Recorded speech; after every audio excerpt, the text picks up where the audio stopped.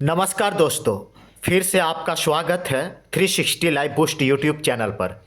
झारखंड में इन दिनों विधानसभा चुनाव चल रहे हैं और पहली चरण का चुनाव 13 नवंबर को संपन्न हो गया है। दूसरी चरण का चुनाव 20 नवंबर को होना है। पार्टियां जोर शोर से चुनावी जनसभाएं कर रहे हैं। आज की वीडियो में हम भारतीय जनता पार्टी के चुनावी मुद्दों का विश्लेषण करेंगे। वीडियो में आगे बढ़ने से पहले आपसे निवेदन करूंगा कि चैनल में नए हैं तो चैनल को सब्सक्राइब कर लीजिएगा। अब आते हैं टॉपिक पर।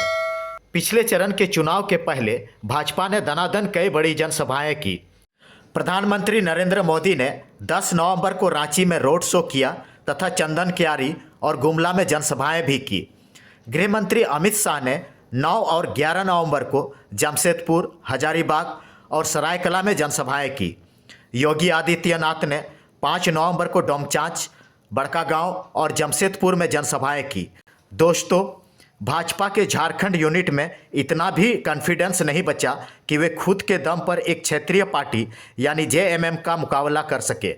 झारखंड जैसे छोटे राज्य में एक क्षेत्रीय पार्टी के गठबंधन का मुकाबला करने के लिए खुद प्रधानमंत्री और गृह मंत्री को जनसभाएं करनी पड़ रही है।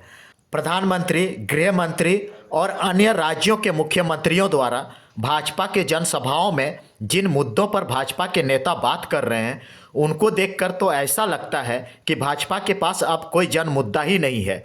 ले देकर विरोधी पार्टियों को कोसना और बांग्लादेशी घुसपैठियों के मुद्दे को उछालना, इसके अलावा वही नफरती भाषण, बटोगे तो कटोगे, एक हैं तो सेफ हैं, बातें ही इनकी जनसभाओं के मुख्य बिंदु हैं। चलिए इनके मुद्दों का आज पोल खोलते हैं।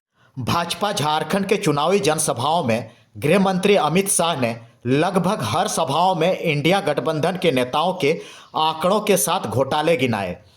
फलना नेता ने इतना करोड़ तो फलना नेता ने उतना करोड़, वगैरह वगैरह।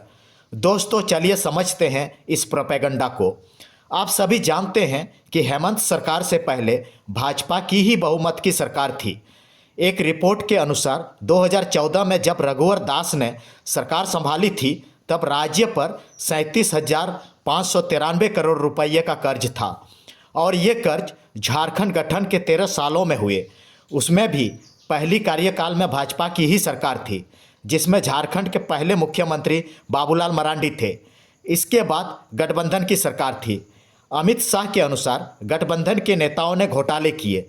चलो मान लेते हैं कि इन नेताओं ने राज्य के खजाने को लूटा और जिन्होंने घोटाले किए वे जेल में भी भेजे गए।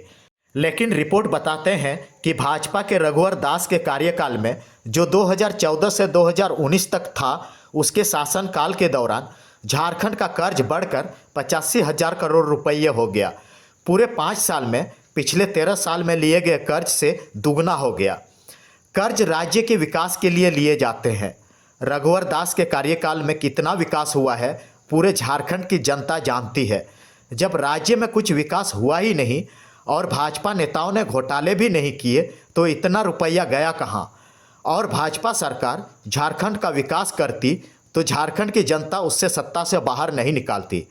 हेमंत सोरेन की सरकार राजस्व से कर्ज का ब्याज चुका रही है तथा गठबंधन यानी हेमंत सरकार ने सिर्फ कोरोना काल में 6,000 करोड़ रुपये का कर्ज लिया था। अब बात करते हैं दूसरे मुद्दे के बारे में और वह है बांग्लादेशी घुसपैठियों का मुद्दा। झारखंड विधानसभा 2024 का चुनाव में भाजपा इसी मुद्दे को बार बार उछाल रही है और इनके भाषणों का केंद्र बिंदु यही मुद्दा है। चलिए अब समझते हैं इस मुद्दे में कितना दम है।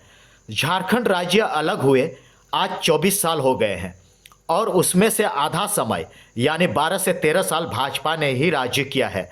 तब कहाँ थे भाजपा वाले? तब उनको बांग्लादेशी घुसपैठिए नहीं दिखाई दिए। और अव्वल तो ये है कि घुसपैठियों का मामला राज्य से पहले केंद्र सरकार की जिम्मेदारी होती है। देश की रक्षा की जिम्मेदारी केंद्र सरकार की होती है। देश में भाजपा की सरकार है। गृह मंत्री, रक्षा मंत्री, प्रधानमंत्री या पूरा सिस्टम भाजपा के हाथ में है। भाजपा वाले विश्वगुरु होने का दम भरते नहीं थकते तो फिर बात क्या कर रहे हैं? कार्यवाही कीजिए। दोस्तों, असल में ये मुद्दा बस जनता को भरमाने के लिए है। असली वजह यह है कि जेएमएम का वोट बैंक आदिवासी और मुस्लिम समाज है और यही आदिवासी और मुस्लिम समाज को आपस में बांटकर आदिवासी वोट को अपने पाले में करने के लिए ये मुद्दा उछाला जा रहा है। अगर भाजपा को आदिवासियों की इतनी ही चिंता है तो पूरे देश में भाजपा शासित प्रदेशों में आदिवासियों की स्थिति को जानने का प्रयास करें, सच्चाई आपको मालूम पड़ जाएगी। भाजपा शासित मणिपुर में जब एक आदिवासी महिला को नंगा घुमाया जाता है, उसके साथ अमानवीय करतूत की जाती है, तब प्रधानमंत्री मोदी और गृह मंत्री अमित शाह का मुंह तक नहीं खुलता है। दोस्तों, आज के वीडियो का विश्लेषण कैसा लगा कमेंट करके ज़रूर बताइए। भाजपा के इन मुद्दों में कितनी सच्चाई है, आप क्या सोचते हैं, इस पर अपने विचार ज़रूर शेयर करें। वीडियो अच्छा लगा हो तो वीडियो को लाइक और शेयर ज़रूर करें। मिलते हैं नेक्स्ट वीडियो में, तब तक के लिए धन्यवाद।